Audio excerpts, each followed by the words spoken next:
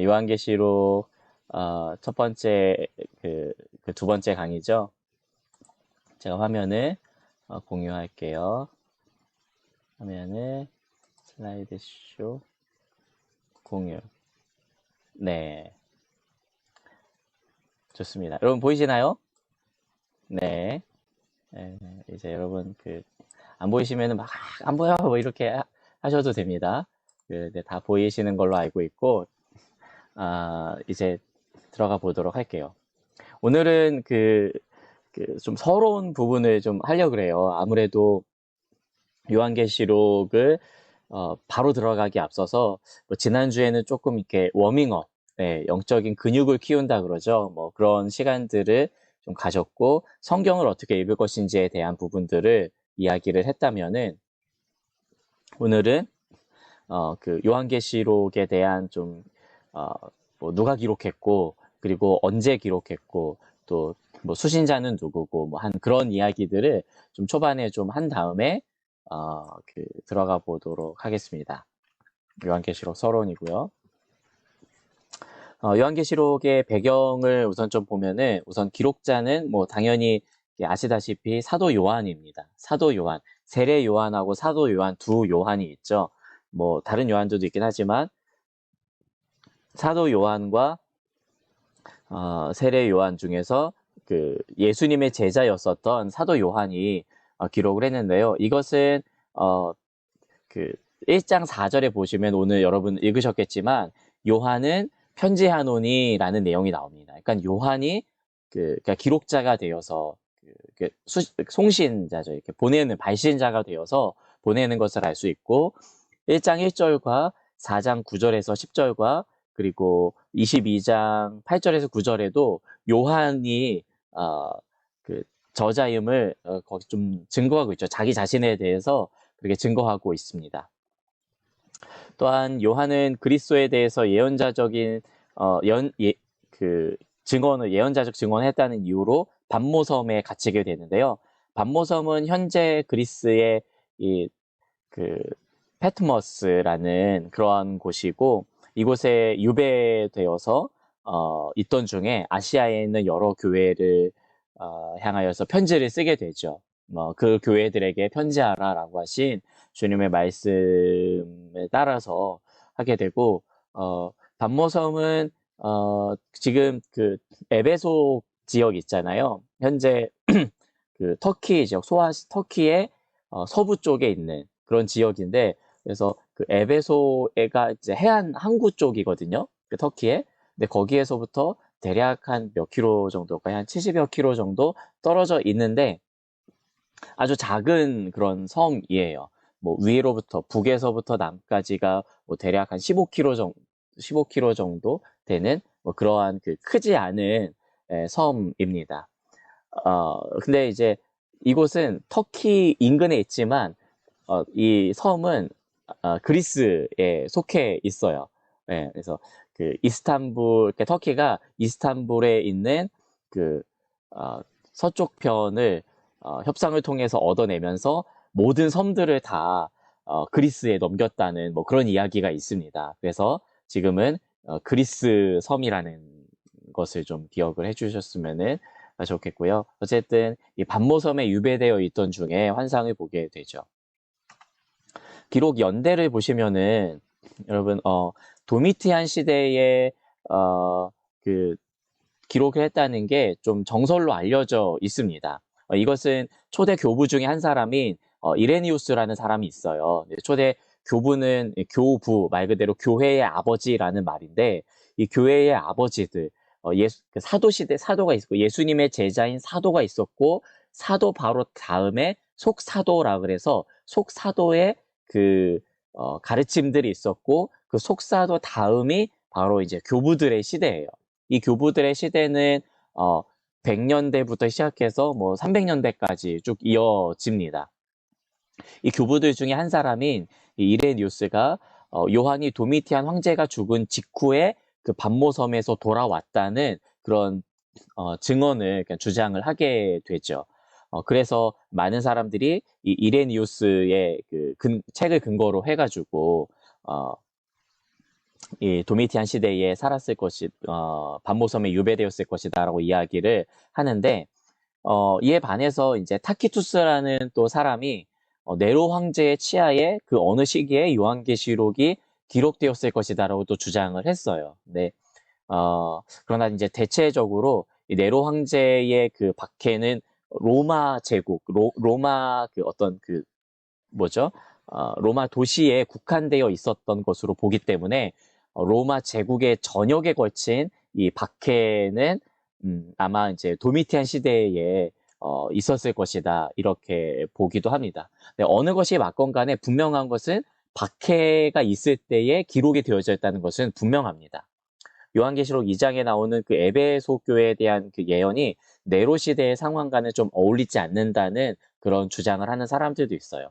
도미티아는 제2의 네로다라고 불릴 만큼 그 좀 기독교와 당시에는 사람들을 또 많이 박해했던 그런 왕인데요. 도미티아누스 황제는 95년과 96년경에 통치했던 황제고 그 네로는 뭐 좀 길죠. 그러나 아마 그 68년과 69년경에 아마 이 책에 기록이 되지 않았을까. 70년에 네로가 로마를 좀 불살르고 그 원인을 그러니까 기독교인들이 방화했다 이렇게 하면서 좀 박해가 일어나는 뭐 그러한 시기 아마 뭐 그렇다고 하는데 정황을 봐서는 아마도 많은 학자들이 도미티안 시대를 이야기를 하고 있습니다.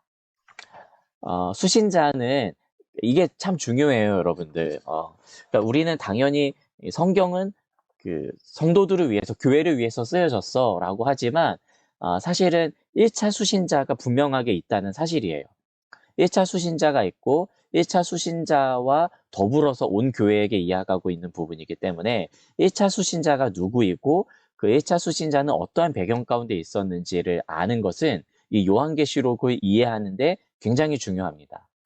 그래서 아시아에 있는 7교회에게 편지한다. 그래서 1장 4절에 오늘 우리가 좀 살펴볼 내용 중에 그 분명하게 나오죠. 어디에게 편지한다는 분명한 그 대상을 정하고 있습니다. 그래서 우리는 이게 초대 교회의 그 7교회들의 상황에 그들에게 했던 이야기구나라고 우선적으로 이해하는 게 좋습니다. 그래서 뭐 종말과 관련된 것이니 아니면은 뭐 끝날에 관련된 것이니라는 이야기가 없지는 않지만 우선적으로 그 교회들이 들어야 될 이야기들을 그 요한이 전달했고 그리고 그걸 통하여서 모든 교회들에게 보편적으로 하고자 하는 보편적인 진리가 거기에 담겨져 있다고 보는 것이 좋습니다.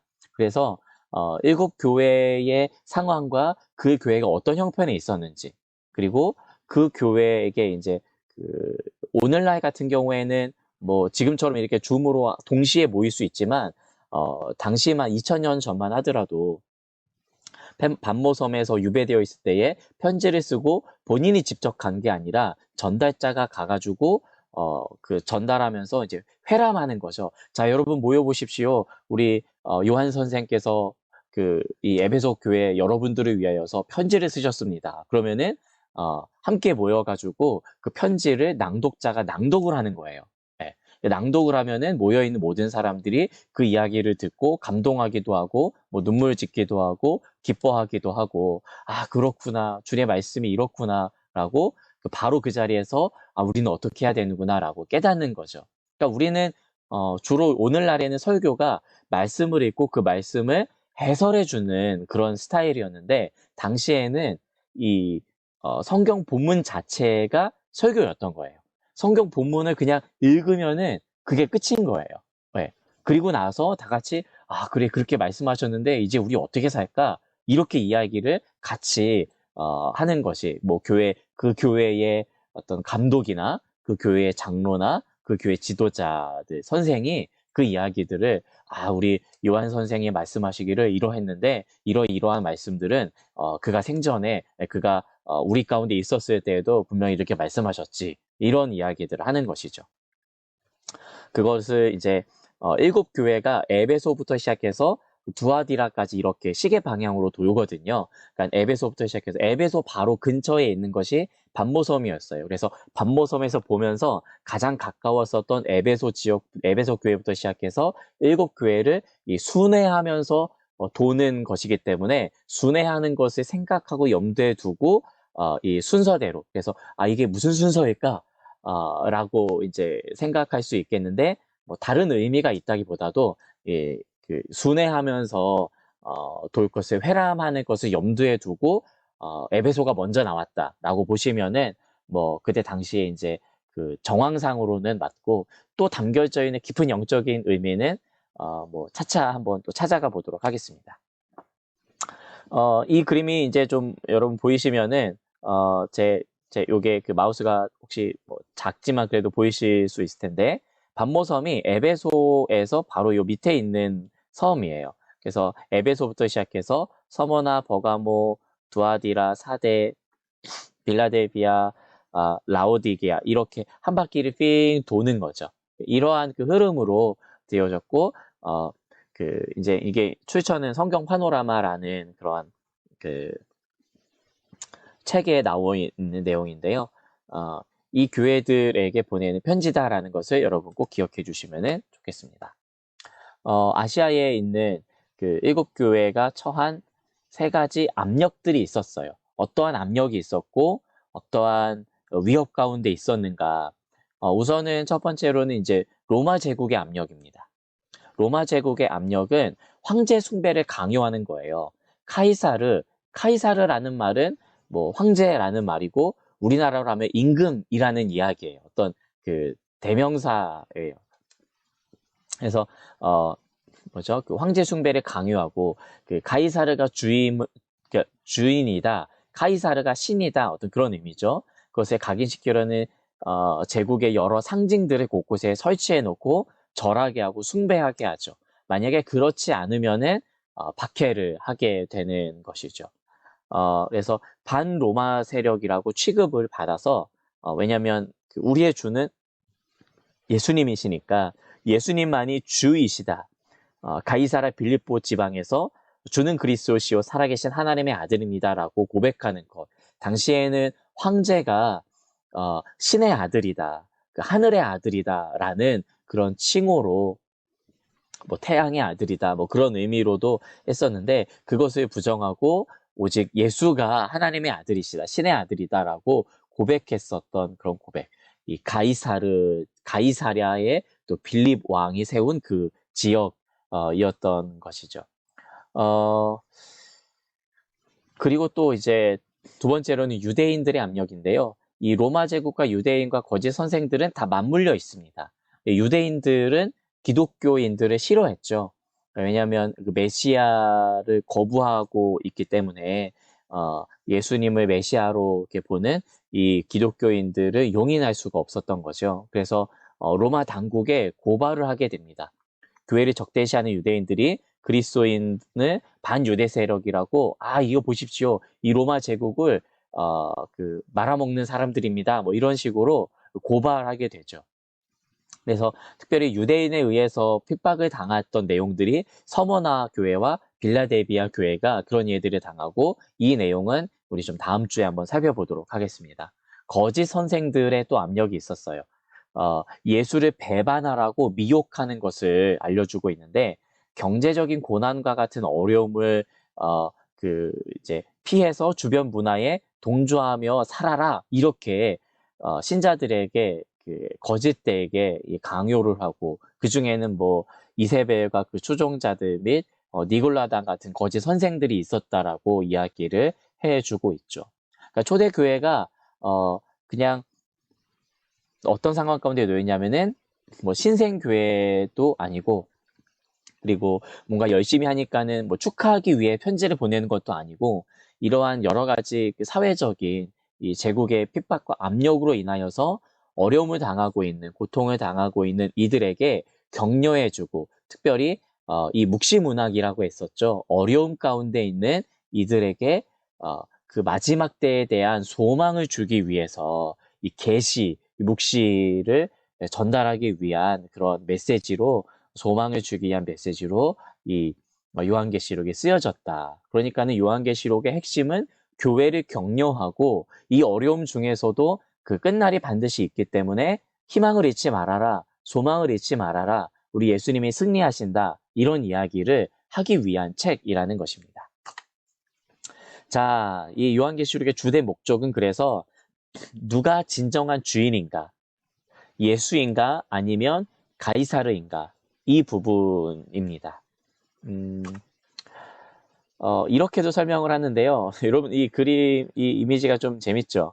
그, 약간, 제가, 약간 손뼉을 치는 것 같은 이런 이미지를 한번 넣어봤는데, 제가 이제 요한계시록의 심장이라고 하고 있는 이 책, 좀 보여드렸었죠, 이 책. 이 요한계시록의 심장이라고 하고 있는 이 책에 이제, 스캇 듀발이라는 그 신학자가 이렇게 이야기를 했어요. 마치 당신이 요한계시록을 듣거나 읽는다는 것은 마치 참된 영적인 현실을 보기 위해 가상현실 체험용 헬멧을 쓰는 것과 같다. 네. 그래서 지금으로서는 이해할 수 없지만 뭔가 이렇게 가상의 현실처럼 마치 미래에 있는 일들을 지금 당장 우리의 눈앞에 보여주는 그런 것과 같다라고 이야기를 하고 있는데, 그래서 지금 현실에서는 벌어지지 않는 그러한 일들을 어떤 환상처럼, 그림처럼, 이미지처럼 요한이 봤고 우리도 또한 그것을 보게 되는데, 우리 마치 이제 가상현실 체험용의 헬멧을, VR 헬멧을 쓰는 것처럼 이 세계 속으로 우리가 좀 들어가 보면 좋을 것 같습니다. 요한계시록 전체의 메시지는 하나님은 승리하신다라는 그런 메시지예요. 하나님은 승리하시는데, 그렇기 때문에 하나님의 승리에 대해서 말하고 있는 요한계시록은 소망에 관한 책입니다. 지금 현재의 삶이 얼마나 어렵고 절망적으로 보이든지 간에 언젠가 예수가 그 원수들을 물리치고 자기 백성들을 구하며 그의 창조 세계를 회복하러 다시 오실 것을 우리 가운데 상기시켜 주는 것이 이 요한계시록의 목적이라고 할 수가 있습니다. 그리고 언젠가 하나님은 악을 심판하실 것이고 새하늘과 새 땅에서 자기 백성과 함께 살아가실 것인데, 우리는 어떻게 해야 되느냐? 신실하게, 충성되게, 신실하게 일편단심으로 인내하고 견뎌내려면 우리는 반드시 소망을 가져야 된다는 거예요. 이 소망이 우리로 하여금 이겨낼 수 있게 한다는 거죠. 마치 이제 그 변사토의 수청을 들라라고 말하는 이제 변사토의 그 압력을 이렇게 능히 견뎌내면서 내님 언제 오시나 예, 기다리는 춘향이와 같은 마음이랄까요? 그러니까 그러한 그 심정으로 분명하게 그날을 좀 소망하면서 기다리는 자, 그들에게는 이 소망이 필요했다는 거예요. 그래서 이 소망의 메시지를 주기 위한 책이 바로 이 계시록입니다. 요한계시록은 어떻게 소통하고 있는가? 요한계시록은 첫째는 편지입니다. 그렇죠? 나 요한은 아시아에 있는 7교회에게 편지하노니라고 이야기를 해주는 것처럼 이것은 편지의 글이에요. 편지의 글이라는 것은 당연히 수신자가 있고 발신자가 있고 이것을 왜 썼는지 어떤 내용이 존재하게 되어 있죠. 그래서 편지라는 것. 근데 이제 편지로 그치지 않습니다. 예언의 말씀이라는 내용이 여기에는 또 등장을 하게 되죠. 말씀에 우리가 이따 또 찾아보겠지만 이 예언의 말씀을 읽는 자와 듣는 자, 이게 3절에 보시면은 이 예언의 말씀이라 그랬어요. 예언은 앞날에 일어날 일들을 선포하는 그런 것이죠. 그런데 이 예언은 우리의 행동에 대해서 어떤 이제 말씀으로 주어지기 때문에 그 예언을 우리는 순종하는 차원으로 그렇게 되겠구나, 이 정도가 아니라 그 예언의 메시지를 들으면은 듣는 사람은 그 말씀을 어떤 순종으로 우리가 이것을 받아야 되는가라는 해석으로 우리가 이 예언의 말씀을 듣게 된다는 것이고요. 묵시는 지난주에도 말씀드렸다시피 그 마지막 때의 어떤 징조, 묵시나 계시나 좀 같은 개념으로 사용이 되는데 그 마지막 종말에 대한 어떤 메시지를 분명하게 하고 하나님께서 궁극적으로 승리하실 것에 대해서 그리고 그것에 대한 소망을 주기 위한 그런 내용인 거죠. 편지이기도 하고 예언이기도 하고 묵시이기도 한 이 문학의 장르인 것을 우리가 좀 기억하고 지난번에는 아마 이제 묵시를 잘 여러분 모르셨기 때문에 묵시에 대해서 제가 좀 설명을 해드렸고 기억을 좀 못하실 수 있을 것 같아서 제가 PPT와 그리고 또 영상을 또 나중에 또 제공해 드리도록 하겠습니다. 요한계시록의 구조를 한번 좀 볼게요. 요한계시록의 구조를 보시면은 네 가지 환상으로 이렇게 좀 나누는 사람이 있습니다. 정용성 목사님은 요한계시록 강의라는 이 책에서 그 네 가지 환상에 따라서 이것은 봐야 된다. 그러니까 각 환상들마다 그 성령으로 어떻게 되었다라는 이런 내용들이 등장을 하게 되는데 이것을 통해서 최초의 환상은 1장 10절에 나옵니다. 그래서 최초의 환상은 1장 10절의 말씀에 이렇게 되어 있죠. 성령에 감동되어 라는 말. 4장 2절도 그리고 17장 3절도 그리고 21장에서도 마찬가지로 성령에 감동되어 성령에 감동되어서라는 말들이 반복이 되면서 그 순간순간마다 그 환상은 결국에는 성령을 통해서 우리 가운데 보여주시는 메시지로 알게 되죠. 그리스도의 환상과 7교회에 대한 메시지로 최초의 환상이 시작이 되고 두 번째 환상 때는 심판들에 대해서 그리고 이건 이제 뭐 인을 떼고 뭐 나팔, 뭐 대접 이것들이 16장까지 이어지고요. 그리고 셋째 환상은 음녀 바벨론에 대한 환상인데 바벨론의 멸망과 그 신부인 새 예루살렘에 대한 내용들.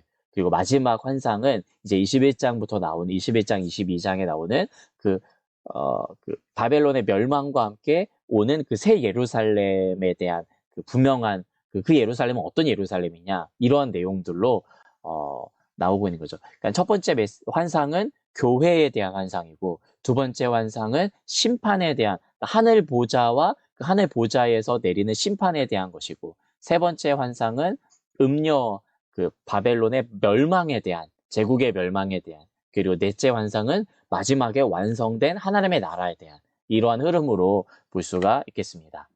요한계시록 전체의 좀 메시지는 제가 읽어볼게요. 교회가 하나님 나라의 도래하는 것을 온다는 거죠. 하나님의 나라가 오는 것에 능동적이고 역동적으로 참여하기 위해 바벨론의 통치와 맞서 싸우는 어린 양의 군대, 예수의 군대에 합류하여서 신실한 예언적 증인의 삶을 살도록 요청하는 것. 그래서 선교와 저항의 메시지다. 그래서 철저한 제자도의 메시지다.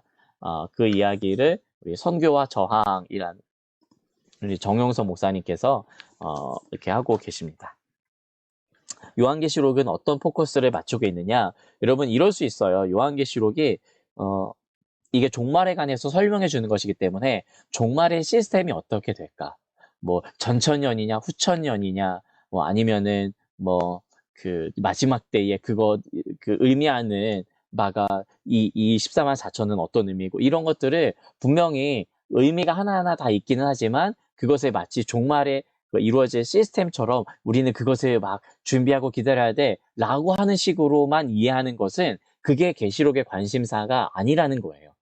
종말의 시스템을 알려주기 위한 책이라기보다도 여기 다음에 보십시오. 여기 밑에 제가 그 박스 안에 놓는 거 오른쪽에 오히려 예수의 약속대로 모든 민족에게 복음이 전해지면 내가 속히 오리라는 이 파루시아의 약속. 파루시아라고 하는 그런 말은 그러니까 이제 진실로 속히 오리라라고 하는 예수님의 어떤 약속인 거죠. 그래서 그것이 성취되는 여정에 교회가 참여하도록 하기 위함이다. 그래서 그 요한계시록의 마지막이 어떻게 끝나죠? 아멘 주 예수여 속히 오시옵소서. 마라나타라는 말이거든요. 이게 마라나타라고 끝나는 거예요. 그러니까 우리의 신앙이 어떠해야 되냐면은 마라나타라는 이야기입니다. 요한계시록은 두려움을 주기 위한 게 아니고 소망을 주기 위한 책이에요. 그래서 그들은 이 책을 읽을 때에 이 서신을 읽을 때에 주님 그렇군요. 우리가 그렇게 살고 있습니다. 주님 그렇군요. 제가 회개하고 주님의 뜻대로 다시 한번 살겠습니다. 그러니 주님 속히 오시옵소서. 어서 오시옵소서. 나에게 임하시옵소서. 그러한 그 고백인 것이죠. 재림에 대한 파루시아의 약속과 그리고 내가 진실로 속히 오리라. 아멘 주 예수여 어서 오시옵소서 라고 하는 우리 차원에서의 그런 고백이 동시에 이루어지는 것이 이 요한계시록이라고 할 수가 있습니다. 마지막으로 요 이야기를 하고 서론 부분을 좀 마칠까 하는데요. 요한계시록을 바르게 읽기 위해서 피해야 될 두 가지가 있다고 알려주고 있습니다. 그것은 무지. 요한계시록은 그러니까 어찌 보면 이제 무지와 무시가 같이 있는 거죠. 그것을 잘 읽지 않으려고 하는 이런 모습들이 무지라고 하는 것이고, 때때로 어떤 것들은 너무 그것에 심취해 있는 거예요. 네. 그래서 종말에 일어난 일들, 그게 무엇일까? 혈안이 돼가지고, 다른 책은 제쳐두고 요한계시록만 읽고, 이 광신적인 집착이죠. 요한계시록에 나타난 모든 것들을 문장과 이거 다 이렇게 쪼개고 나눠가지고, 그것에 대한 의미를 하나씩 다 찾아나면서, 필요한 이야기이기도 하지만, 너무 이렇게 그 문맥과 상황을 고려하지 않고, 한 단어 떼가지고, 그리고 한 문장 떼가지고 이해하려고 하는 그런 모습들이 때때로 이제 집착이라고 하는데, 이 무지와 집착이라고 하는 이 두 가지를 다 버려야 된다는 것이고요. 그러나 이제 따라야 될 그 한 가지는 문맥을 따라 제발 좀 읽자라고 하는 이야기입니다. 문맥이라고 하는 것은 글이나 문장에 표현된 의미의 앞뒤 연결이에요. 그렇기 때문에 어떤 한 문장이 주어졌으면은, 단어가 주어졌으면은 이게 어떠한 정황에서 주어졌는지, 그리고 앞에 구절에는 어떻게 이야기하고 있고 뒤에 구절에는 어떻게 이야기하고 있는지, 또한 좀 더 나아가서 성경 전체의 맥락을 봐야 되죠. 아까 우리가 그 성령의 그 감동으로라고 이야기를 한 네 가지 단계, 네 가지 환상에 대해서 이야기했을 때에 그 네 가지 환상이 쭉 흐름으로 연결되는 거죠. 그게 바로 이제 문맥이에요.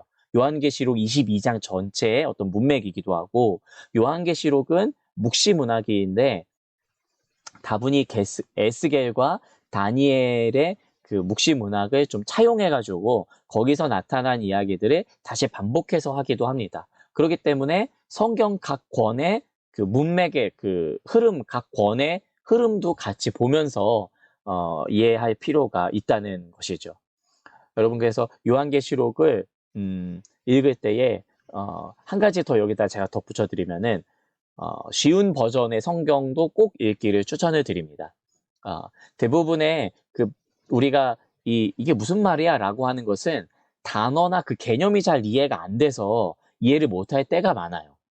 그 부분은 쉬운 버전의, 저는 이제 새번역 성경을 좀 추천을 드리는데, 새번역 성경의 책을 읽으시면은 아하, 이게 이런 내용이었구나 라고 조금 더 이해하실 수가 있고, 그도 안 되시면은 쉬운 성경이나 현대인의 성경을 좀 읽으시면서 이게 좀 그런 식으로 쉽게 이해할 수 있는 거구나 라고 하시고, 그러나 아예 그 뜻하는 바가 뭔지 모르겠다, 그 의미 자체가 뭔지 좀 모르겠다 라고 하시면은 이 강의나 아니면은 제가 추천해드린 그 책들을 보시면은 조금 더 이해하시기 쉬울 것 같습니다. 지금 여기까지 했는데요. 여기 이 서론 부분에서 혹시 질문 있으십니까?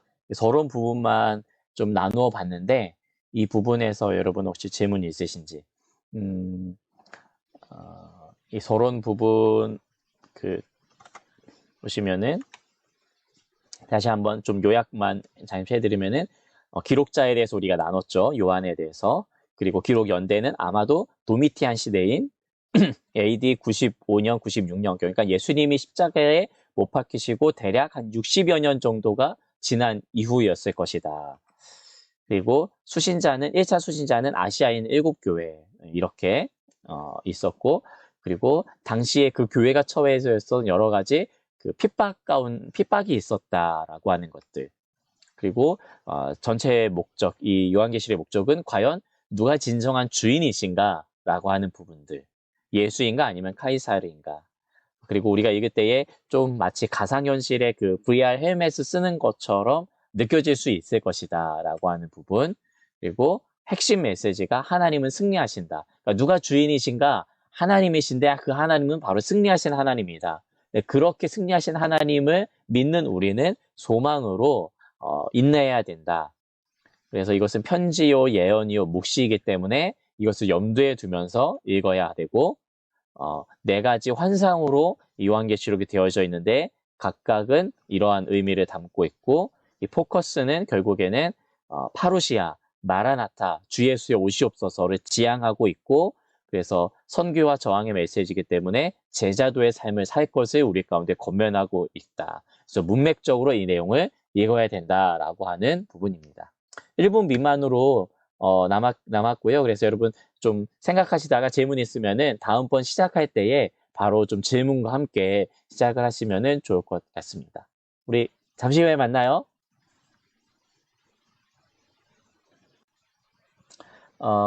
우리 계속 이어서 가봐도 될까요? 계속 이어서 그러면은 일단 1장에서 좀 1장의 내용들 이렇게 좀 차근차근 좀 살펴보면서 한번 가보도록 하겠습니다. 1장 전체의 그러니까 요한계시록 일단은 전체의 구조, 아까 뭐죠? 이제 네 가지로의 환상으로 구분하는 거는, 그러니까 뭐 흔한 구분법은 아니고, 정말 브리프하게 그냥 정영성 목사님이 그거를 구분한 거고, 대부분은 이제 각 장들이 어떻게 연결되어 있는가를 이제 보게 되죠. 저는 ESV 스터디 바이블을 참고해가지고 이 내용으로 ESV 스터디 바이블을 참고해가지고 합니다.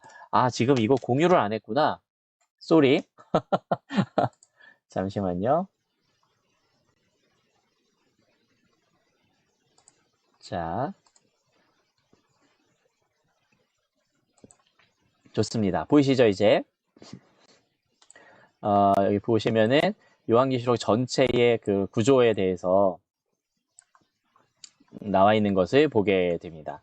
요한계시록의 전체의 구조, 여기에 이제 써놨지만은 ESV 스터디 바이블, 그 중에서도 요한계시록은 데니스 존스라는 미국의 이제 웨스트민스터 신학교라는 그런 대학이 있거든요. 좀 장로교, 오카누 목사님 나온 학교, 네, 사랑의 교회 장학금까지 있는 그 학교, 웨스트민스터 학교, 그 신학교의 좀 정통 개혁주의 에 있는 그 분의 책. 그래서 제가 ESV 버전을 좀 참고해가지고 이 내용을 앞으로 이 구조는 이렇게 되어 있습니다. 각 장의 어떤 핵심 내용들이 있고 어디서부터 어디까지가 연결되어 있는 거고 이것은 그 다음 단락입니다. 뭐 이런 식으로 구조를 한번 보도록 할 텐데요. 심플하게 세 가지로 되어 있어요. 중심 내용의 가운데 이만큼 묵직하게 1장 9절부터 22장 5절까지 그러니까 다예요. 그러니까 서원과 맺은 말만 빼고 전체가 다다. 나도 이런 얘기를 할 수 있을 것 같기는 한데 어쨌든 뭐 유명한 학자가 이렇게 이야기를 했으니까 한번 또 보시고 1장의 구조를 좀 세부적으로 보시면은 1장만 제가 일단은 넣어봤어요. 여기 보시면 첫 번째 서원에서는 제목과 이 전달하는 것 그리고 그러니까 축복에 대한 어떤 약속이 이렇게 나오고, 그리고 4절부터 6절까지는 편지 머릿말이에요. 그리고 7절부터 8절까지는 왕이신 예수 그리스도 그분의 도래에 대한 어떤 선포에 대한 내용이 나오고, 이제 중심 내용 중에서, 오늘 우리가 읽을 이 1장에 있는 20절까지의 이 내용은, 9절부터 20절까지의 내용은, 지금 있는 일, 앞으로 장차 있을 일이 아니라 지금 있는 일. 그러니까 그리스도가 교회들과 함께 하시고 교회들의 사정을 하심. 첫 번째 환상 가운데 첫 번째 환상으로 보여주시는 그런 성령께서 임재하셔서 첫 번째 환상으로 보여주시는 그런 내용들. 그래서 교회들 사이에 계신 인자이신 예수 그리스도에 대한 그런 내용이 등장을 하게 되죠. 그래서 오늘 우리가 읽을 내용에는 그리스도가 누구이신가? 하나님은 어떤 분이신가? 알파와 오메가다. 그리고 그분의 모양이 어떠하다. 이런 내용들이 자세하게 나오게 됩니다. 이 내용은 아까 이제 우리가 VR 이렇게 낀다 그랬었죠. 근데 그것과 마찬가지로 그러니까 흔히 알 수 있는, 그러니까 제가 지금 제 얼굴이 보이시나요? 아, 김사무엘 목사님의 얼굴은 오늘 좀 이렇고, 머리는 좀 라면 같고, 약간 이런 식으로 지금 볶았고, 요렇게 이제 그 이야기를 했는데, 제 머리가 라면은 아니잖아요. 그러니까 마치 그와 같다, 이런 것처럼 묘사하고 있는 내용이라고 보시면 됩니다. 그리고, 지금 있는 일 중에서는 일곱 교회에 보내는 그리스도의 편지, 예, 그 내용도 3장 22절까지 나타나게 되는 것이죠. 그리고 이제 4장부터가 또 다른 이제 환상으로 넘어가게 되는 것이죠. 어린 양과 그 하늘 보좌와 그리고 나팔, 대접, 이 환상들, 이 심판들이 쭉 이어져 나오게 되는 것입니다. 우리 한 절씩 좀 보도록 할까요? 한 절씩 보도록 하고 이렇게 쭉 한 절씩 본 다음에 그런 다음에 물론 성경이 여러분 뭐 있으시면은 봐도 되지만 없으실 것 같아서 왜냐면 핸드폰 이게 또 있으니까 여러분 근데 가급적이면은 이렇게 오늘 혹시 준비 못 하셨으면은 다음부터는 이제 성경을 이렇게 펼쳐서 보시고 하셔도 됩니다. 저는 여기다가 지금 가피풀 이 성경에다가 한 절 거기다가 다 이제 약간 각주처럼 쭉 달아놓으면서 그거를 같이 좀 여러분과 나누고자 합니다.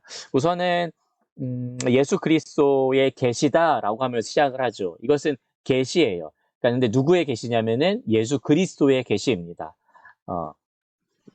하나님이 그에게 주사 반드시 잠시만요. 하나님이 그에게 주사 반드시 속히 일어날 일들 그 종들에게 보이시려고 그의 천사를 종 요한에게 보내어 알게 하신 것이라. 그러니까 여기에 지금 다 나와 있어요. 그렇죠?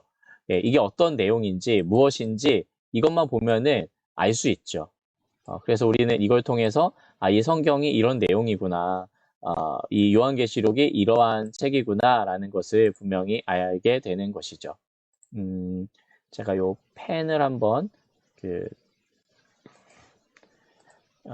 형광펜으로 좀 바꿔볼게요. 형광펜의 색깔은 노란색 좋습니다. 노란색으로 해서 한번 좀 볼게요.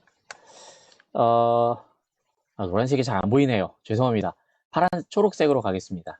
초록색으로 해서 펜을 설정을 한번 해볼게요. 초록색으로 여러분들 이렇게 잘 보이시도록 한번 해보겠습니다.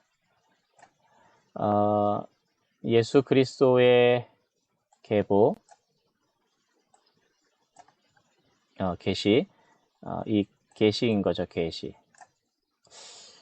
형광이 좀, 어쨌든 그냥 잘 보세요. 그에게 조사, 반드시 속히 일어날 일들. 그러니까 반드시 속히 일어날 일들이라고 됐는데, 여러분 이 속히라는 말이 그렇게 생각할 수도 있을 거예요. 그러니까 속히라고 하면 여러분들 어떻게 딱 다가오세요? 당장 오늘 밤에 일어날 일. 그러니까 이런 식으로 우리가 접근을 하는 거예요. 그렇죠? 그런데 이 속히라는 말은 어떤 시간의 임박이라는 의미보다도 말씀의 성취가 이미 시작되었다는 거에 초점을 맞추고 있다고 합니다. 그러니까는 당장 막 일어났어. 이런 어떤 이제 곧 일어날 거야. 시간적인 의미라기보다도 이미 시작되었어. 그러니까 속히 일어날 일들이라는 것은 이미 지금 있는 일, 그러니까 지금 하나님께서 이 마지막 이것을 이루어가고 계셔라고 하는 의미로 속히라고 하는 것을 보시면 될 거고요. 그 종들에게 보이시려고 종들은 당연히 그리스도의 제자들, 그러니까 제자도라고 아까 이야기했었는데 예수 그리스도를 따르는 자들이겠죠. 그의 천사를 그 종 요한에게 보내어 알게 하신 것이라. 그러니까 반모섬에 있는 이 요한에게 그 종 천사를 보내어서 보여주신 그런 내용이라고 볼 수 있겠죠. 자, 요한은 저자죠. 하나님의 말씀과 예수 그리스도의 증거, 여기는 또 증거라고 되어 있어요. 그러니까 계시라고 되어 있기도 하고 증거로 이야기하기도 하죠. 곧 자기가 본 것을 다 증언하였다. 여러분, 이게 봤다고 하는 것이 좀 다른 것과는 달라요. 예. 대부분 하나님의 음성을 듣거나 그리고 너는 내가 말하는 것을 기록하여라. 모세도 하나님의 신의 산에 올라서 말하는 것들을 이제 하나님의 음성을 듣고 이제 기록을 했는데 요한은 본 거예요. 그렇기 때문에 이미지를 우리가 많이 여기서 묘사되는 것을 보게 됩니다. 그렇기 때문에 이것은 요한이 이해할 만한 그러한 그 이미지로 우리가 이해하는 게 좋아요. 그러니까 요한은 지금 시대 사람이 아니잖아요. 2000년 전, 그것도 팔레스타인에 지금으로 하면 중동이에요, 여러분들. 중동 사람입니다. 그 중동에 성인 남자, 뭐 할아버지죠. 뭐 지금 아마 뭐 나이가 많았겠죠. 예, 그렇죠. 나이가 많은 그 할아버지가 본 눈이 흐릿흐릿했는지는 잘 모르겠어요. 어쨌든 그가 본 한 것에 다 증언하였습니다. 이 예언의 말씀 여러분 보시면 예언이라고 했어요. 계시라고 하기도 하고 증거라고 하기도 하고 예언이라고 하기도 합니다. 이것을 읽는 읽는 자는 당연하게 회람 각 교회들에 가가지고 그것에 말하는 자를 의미해요. 그렇죠? 그래서 뭐 제가 이제 쓴 다음에 뭐 모세한테 줬어. 모세야 이제 그 영훈이 누나한테 가서 이것 좀 읽어줘. 그러면은 네 알겠어요. 그러면서 읽어줄 거야. 그렇지? 그러면은 이것을 말씀을 읽는 자는 누구예요? 우리는 읽는 자라고 하면은 다분히 지금 내가 성경을 읽듯이 이렇게 읽는 거라고 생각을 해요. 근데 그 말이 아니라 이것을 말씀을 읽어주는 자. 그것은, 당연히 이제 회람하면서 돌아다니면서 그것을 공동체 앞에서 읽어주는 사람, 그리고 듣는 자는 당연히 각 교회들이겠죠. 그래서 말씀을 읽는 자와 듣는 자와, 물론 읽는 자와 듣는 자가 다 뭘 해야 되냐면은 지켜야 되는 거죠. 그래서 지키는 자가 복이 있다. 아까 이제 복에 대해서 1, 2, 3장 이야기했는데, 때가 가까움이다. 때가 가까웠다는 이야기, 질문에도 나와 있는데, 일단은 여기 있기 때문에 잠깐 언급하고 가면은, 때가 가까웠다는 이야기도 속히라는 말과 좀 연결지어서 보게 됩니다. 여러분, 종말이라고 하는 그런 개념을 여러분 좀 이해해야 되는데, 우리가 종말이라고 하면은 대부분 이렇게 생각해요. 종말은 끝날 어떤 시점을 말합니다. 그렇게 생각해요. 그러나 성경의 개념을 보면은 종말은 그 개념이 아니라 예수 그리스도의 십자가 죽음으로부터 시작해서 재림 때까지를 종말이라고 이야기를 해요. 저는 이제 그렇게 배웠어요. 개혁주의 장로교 신학에서는 그것을 종말이라고 이야기를 합니다. 그러니까 종말이라고 하는 것은 어떤 특정한 맨 마지막에 주님이 다시 오실 세상의 종말이 이루어서 세상의 끝날 어떤 시점, 데이, 언제야 그것을 말하는 것이 아니라 예수 그리스도의 십자가부터 시작해서 시작된 마지막 때라는 거. 그러니까 그 때가 우리에게 왔다는 거예요. 사실 가까움이라는 것은 이미 그 때를 우리가 살고 있어 라는 그런 말로도 해석해 볼 수가 있습니다.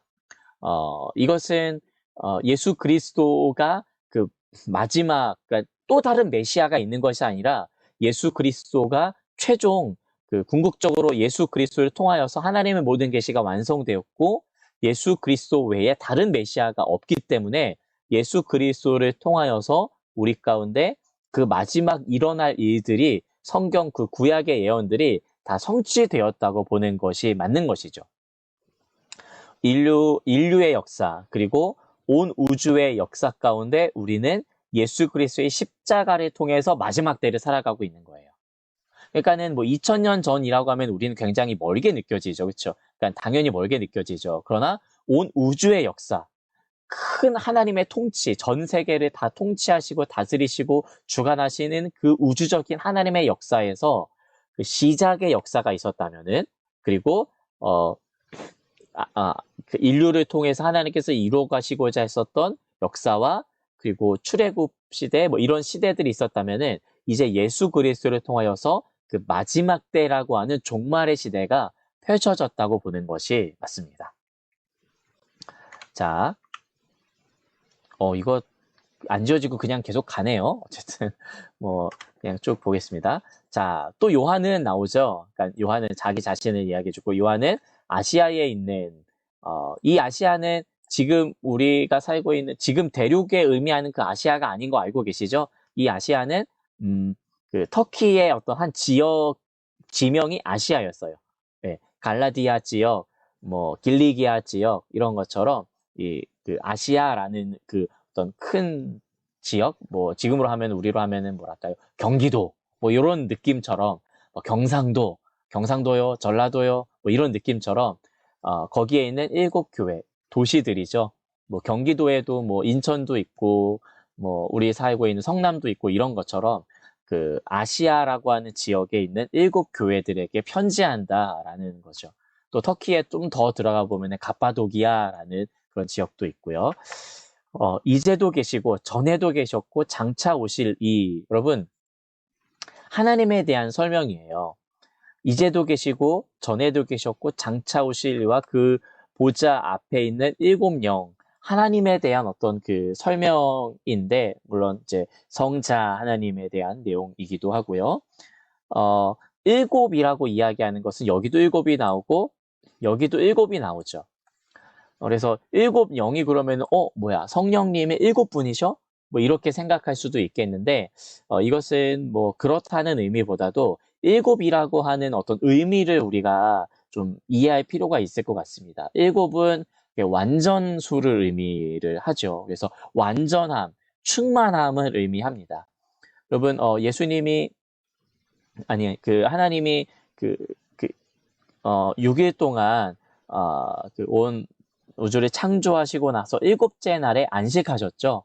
물론 이 개념이 지금 우리가 하고 있는 그 24시간의 그 하루일까? 이것은 뭐 아닐 수도 있어요. 왜냐하면 그 태양이 분명히 그 우리는 태양이 뜨고 태양이 지는 것 이것으로 이제 24시간을 계산을 하는데 태양은 이미 태양도 존재하지 않을 때의 첫째 날이라는 말씀을 하셨죠. 그렇기 때문에 그 날의 의미가 그 히브리어 욤의 의미가 24시간의 욤은 24시간의 그 날은 아닐 수 있다라는 것을 염두에 두면서 우리는 그럼에도 우리가 지금 6째 날 7째 날 하면서 그 다음 주를 살아가는 한 주라고 하는 그런 개념은 성경적인 개념이라고 보는 것이 좋겠죠.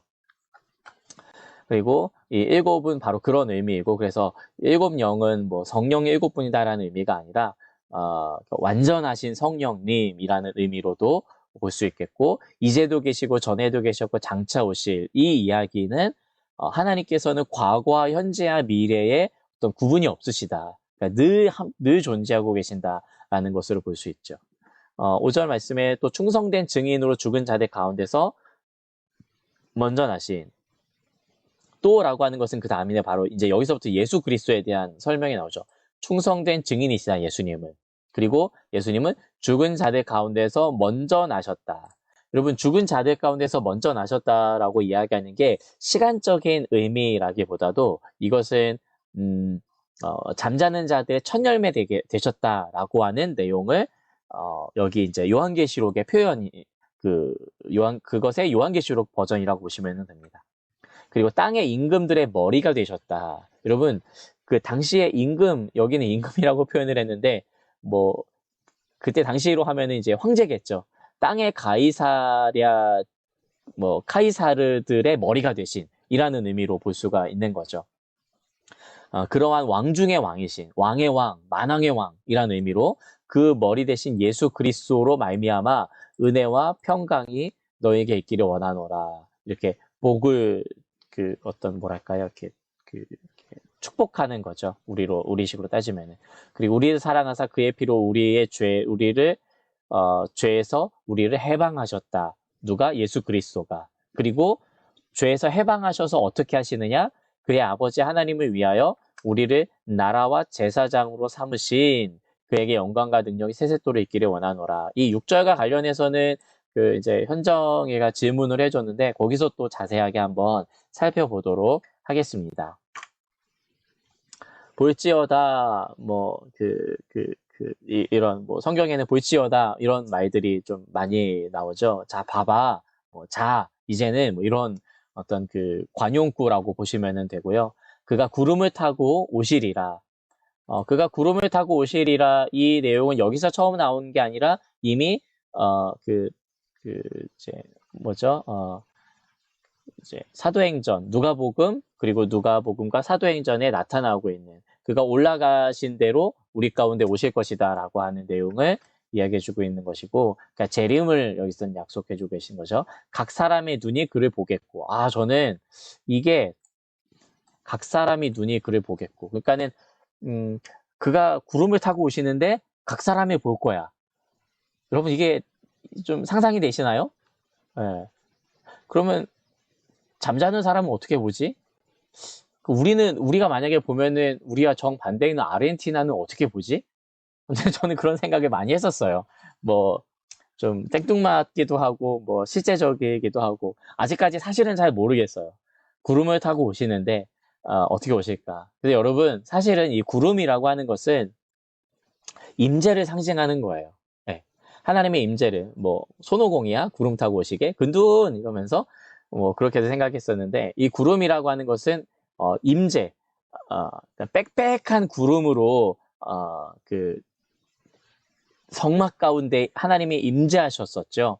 네, 과거 이스라엘 백성들이 광야에 있을 때에 그것을 좀 염두에 볼 수가 있는 거죠. 이 구름이라고 하는 것은.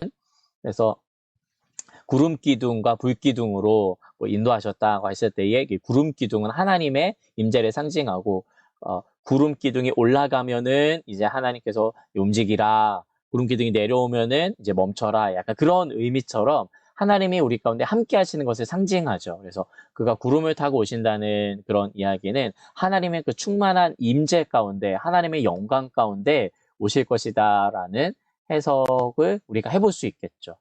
그러나 문자적으로 구름 그냥 오시나? 뭐 구름 타고 오시나? 뭐 여러분 상상에 맡기겠습니다. 여러분의 VR은 어떤 VR인지. 자, 그를 찌른 자들도 볼 것이다. 각 사람이 볼 것이고 원수들도 그걸 볼 것이다. 땅에 있는 모든 족속이 그로 말미암아 애곡하리니 그러하리라.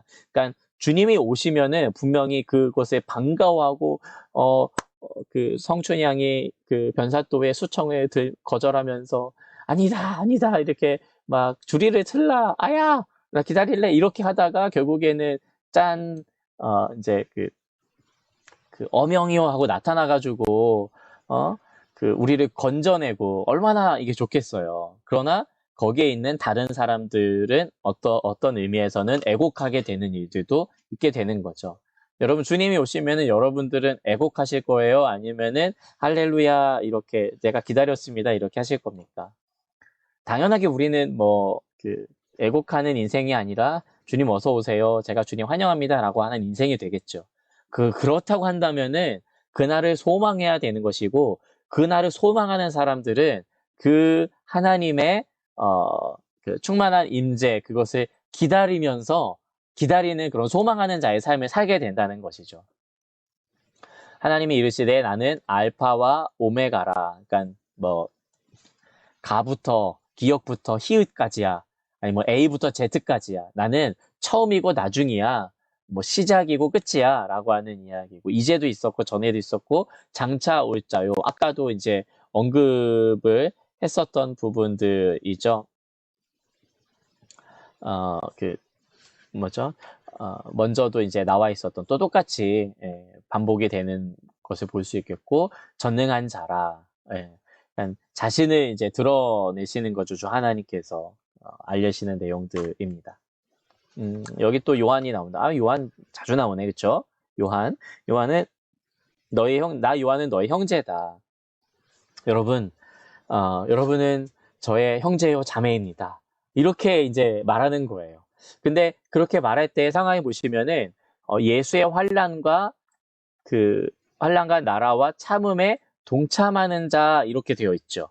환난, 하나님의 그 나라, 인내, 성도의 인내에 참여하는 자다. 그러니까 너희도 그렇게 힘들어하고 있지. 나도 마찬가지야. 나 본래 지금 나는 하나님의 말씀과 예수를 증언하였다는 이유로 지금 반모라는 섬에 갇혀 있어. 이 이야기를 하고 있는 거예요. 여러분 이것을 처음 들었을 때에 요한이 거기 있었어. 이런 반응을 했을 것 같아요. 저 같으면. 요한이 없어졌는데 거기 갔었구나. 뭐 이럴 수도 있겠고 물론 이제 아는 사람들은 그래 우리 요한 선생님 맞아. 맞아, 그때 내가 그 옆에서 우리 요한 사도님 잡아가지 말라고 내가 이야기했었지. 뭐 그런 사람들도 있겠고. 그래서 지금 요한이 자신의 처지와 상황을 알려주고 있으면서도 내가 너희의 형제이고 우리 같은 형제인 이유는 우리가 지금 같이 환란과 나라와 그 인내에 동참하고 있는 거야 라는 어떤 그런 이야기를 하고 있는 것이죠. 반모섬은 여기에 이제 등장을 합니다. 반모라 하는 섬에 내가 있다. 반모라는 섬은 지금도 사람이 살고 있는데요. 대략 한 2,500명 정도 살고 있다고 합니다. 거기에는 뭐 요한이 있었던 뭐 그 거주에 요한이 거기서 이제 계시를 봤을 것이다. 하늘을 열린 뭐 그런 장소라고 해서 지금도 성지 순례객들이 좀 그쪽으로 많이 가고 그래서 아마 관광객들로 인해서 수입원을 얻고 살아가고 있는 사람들도 있겠고 뭐 어쨌든 그렇습니다. 대략 뭐 15km 정도 북과 남이 15km 정도 되는 그런 거리니까 뭐 얼마큼 될까요? 여기서부터 한 잠시 정도 될까요? 뭐 그 정도 되는 그러한 그, 어, 이제 동네라고 보시면은 섬이라고 보시면 됩니다. 주의 날에라고 되어 있죠. 10절에 여러분 이 주의 날은 그냥 갖다 붙인 어구가 아니에요. 주의 날이라고 하는 것은 오늘날의 주의 날과 같은 의미입니다. 오늘날 우리는 주의 날을 언제 쓰죠? 일요일 날 주의 날이라고 하죠. 그러니까 일요일, 썬데이를 우리는 The Lord's Day라고 불러요. 주님의 날이라고 부릅니다. 당시에는 그 사도들이나 또 많은 예수님의 제자들 그리고 성도들이 안식 후 첫날이라는 의미로 많이 썼었어요. 안식 후 첫날 부활하셨기 때문에. 자, 우리 안식 후 첫날에 모입시다. 예수님의 그 부활하신 그날 있잖아요. 안식 후 첫날. 우리가 그때 모입시다. 라고 이야기를 했었는데, 그래서, 그러니까 일주일이 지나고, 그 완전하게 다 이루시고, 그 새로운 날을 여신 그 첫날, 그 날을 이제는 우리가 주님의 날로 부르자. 그래서 어떤 학자들은 그 성경에 기록됐을 때에 안식 후 첫날이 주님의 날이라고 한 것이 바로 이 여기에 이제 그 요한계시록 1장 10절에 근거한 것이다. 그래서 오늘날 우리는 주일이라고 그러잖아요. 그래서 세상 사람들과 접촉할 때 주일이 무슨 날이야? 뭐 이렇게 뭐 하기도 하는데 아마 이제 뭐 신원 에베네셀 여기서 이제 주일은 쉽니다. 이런 광고를 하도 많이 해가지고 세상 사람들도 이제 다 알아. 주일이 일요일인 줄. 그리고 뭐 주일은 쉽니다. 이렇게 간판이 하도 많이 붙어 있어가지고 주일은 쉽니다. 이게 다 알죠. 근데 그게 주일이 주의 날이구나. 그리고 안식 후 첫날 부활하신 날이구나. 그것은 우리 서로 받은 기쁨은 알 사람이 없도다. 우리만 아는 거예요. 예. 내가 성령에 감동되어 그 네 가지의 그 환상 중에 첫 번째 환상이 시작되는 내용이죠. 내 뒤에 나는 나팔 소리 같은 큰 음성을 들으니 여러분 이 나팔 소리는 언제 있었을까요? 언제 나팔 소리를 불까요? 막 옛날에 그 남아공 그 월드컵 때 부부젤라 부부 불어가지고 뭐 와 진짜 뭐 난리도 아니었었죠. 근데 그 나팔은 이거보다 좀 더 큰 거. 양각 나팔을 뭐 뿔로 돼가지고 뭐 부는 그런 나팔인데 나팔을 부는 거는 대략 한 세 가지 정도의 그 이유가 있었다고 합니다. 첫 번째는 그 뭐죠? 이렇게 왕이 올 때에 왕이 이제 그 오는 경우에 왕이 오십니다라고 하는 경우. 두 번째 같은 경우에는 이 전쟁이 났을 때에 아마 뭐 부는 방식이나 이건 좀 달랐겠죠. 제가 뭐 정확히는 모르겠는데 뭐 길게 분다거나 아니면은 뭐 짧게 뭐 끊어서 계속 분다거나 뭐 그런 게 있었겠죠. 그리고 세 번째는 뭐 큰 잔치, 성대한 잔치, 아마 뭐 승전가를 울리거나 뭐 그러한 일이 있을 때에 이 나팔을 불었다고 합니다. 여러분 뭐 그 반지의 제왕이나 무슨 뭐 그런 영화 같은 데 보시면은 이런 나팔 소리가 막 크게 울리는 걸 보게 되죠. 뭐 당시에는 그렇겠죠. 지금은 여러분들 나팔 소리가 아니라 뭐 재난 경보 뭐 이런 거 띡띡띡 재난 경보가 이제 우리 핸드폰마다 울리게 되는데 당시에는 뭐 나팔이 그런 역할을 했었죠. 나팔이나 뭐 횃불 이렇게 해서 연기를 피우거나 이런 게 소식을 전달하는 걸로 했었죠. 예, 그런 의미라고 보시면 어떤 소식을 알리는 거예요. 그래서 그 여러분 지금 그 요한계시록에 VR을 끼시고 딱 한번 보세요. 지금 우리가 요한이 되어서 보는 겁니다. 성령에 감동되어서 내 뒤에서 나는 나팔 소리, 그러니까 뒤에서 나는 거예요. 그렇지. 그럼 뒤를 돌아보는 거죠. 뒤를 돌아봤는데 큰 음성, 이게 들리는 거죠. 그러면서 펼쳐지는 게 이제 11절부터의 내용입니다. 자, 소리가 들리는 거예요. 어떤 소리예요? 내가 보는 것을 두루마리에 써서 여기에 보내라. 그러니까는 그 요한이 자기가 이거는 좀 내가 알려줘야지 라고 해가지고 7교회 보낸 게 아니에요. 이것을 7교회에게 보내라. 그러면은 여러분 보십시오. 이 환상 가운데 큰 음성으로 그 천사를 통해서 음성이 들렸겠죠. 그 음성을 듣고 그리고 그 환상을 보고 이것을 전달해야 되는 목적에 가지고 있으면은 이 환상을 주시는 하나님께서는 이 7교회에게 하시는 말씀을 주신 거예요. 그렇죠? 당연한 이야기, 당연한 흐름입니다. 그래서 1차 수신자를 우리는 반드시 이 7교회라고 먼저 생각하는 것이 맞습니다. 신천지를 위해서 주신 게 아니에요. 네. 자, 몸을 돌이켜 나에게 말한 음성을 알아보려고 돌이킬 때에 7금초대를 보았다. 네. 7금초대는 7교회를 가리킨다. 그래서 완전한 이런 의미이기도 하죠. 여기서도 7이라고 나오는데, 그리고 촛대 사이에 인자 같은 이라고 이해한 것은 인자는 사람의 아들 이런 표현이기도 하는데, 다니엘서의 묵시인 다니엘서에 등장하는 그리스도, 그러니까 메시아, 그러니까 주 되신 분을 그때 이 다니엘에도 인자라고 표현을 하죠. 그래서 인자 같은 이가 발에 끌리는 옷, 여러분 발에 끌리는 옷이면은 다리가 짧아서 그런가? 생각할 수 있겠지만은 그런 의미라기보다도 발에 끌리는 옷은 이 제사장들이 입는 좀 긴 치렁치렁한 그런 옷을 의미한다고 합니다. 그리고 가슴에 금띠를 띠고, 여러분 조선 왕조, 조선 시대의 임금 보시면은 봉황 이렇게 그 가슴에 봉황 있고 막 띠 두르고 이런 거 그림 그려지시죠. 그래서 당연히 좀 어떤 황제가 입는, 왕이 입는 그런 옷을 상징한다고 보죠. 그러니까 제사장의 어떤 느낌도 나고 왕의 느낌도 나고, 그래서 딱 봤는데 완전 제사장이야 이렇게 쓴 것이 아니라 딱 봤는데 발에 끌리는 옷을 입고 가슴에 금띠를 띠고 있는 그런 분이셔. 이것을 딱 묘사했을 때의 사람들은 제사장 같은 분이구나, 왕 같은 분이시구나 라고 알게 되었던 것이죠. 14절에 보시면은 그의 머리와 털의 희기가 흰 양털 같고 눈 같으며, 저는 이거 딱 생각할 때에 이게 자꾸 이렇게 영화를 좀 봐서 그런가 회색의 간달프 말고 순백의 간달프, 흰색의 간달프, 여러분 아시나요? 반지의 제왕?